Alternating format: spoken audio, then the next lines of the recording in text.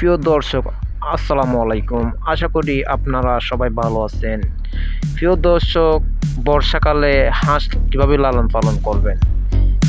আমার হাঁসগুলা বর্ষাকালে যেহেতু বৃষ্টি হচ্ছে, বর্ষাকালে যে মনে করেন পানির মধ্যে আমি ১ ঘন্টা মতো ছেড়ে দিছি।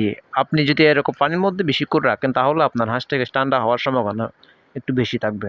আর তাছাড়া এরকম খোলা মাঠে যদি আপনার হাঁসগুলো লালন পালন করতে পারেন তাহলে আপনার খাদ্য খরচ একটু কম আসবে।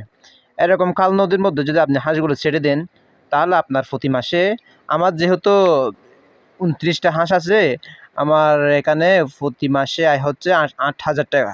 ৮,০০০ টাকা আমার দৈনিক খরচ হচ্ছে ২০০ টাকা। ২০০ টাকা করে আমি খাদ্য দিই। আর বর্তমানে যেহেতু বর্ষাকাল এসে চলেছে, তো আমি এখন হাঁসকে আমি আর কোনো খাদ্য দিই না, শুধু মাঠের খাদ্য যথেষ্ট। প্রিয় দর্শক, আপনি যদি আমার চ্যানেলে নতুন হয়ে থাকেন তাহলে প্লিজ আমার চ্যানেলটা সাবস্ক্রাইব করে পাশে বেল আইকন বাজিয়ে দিন। ধন্যবাদ।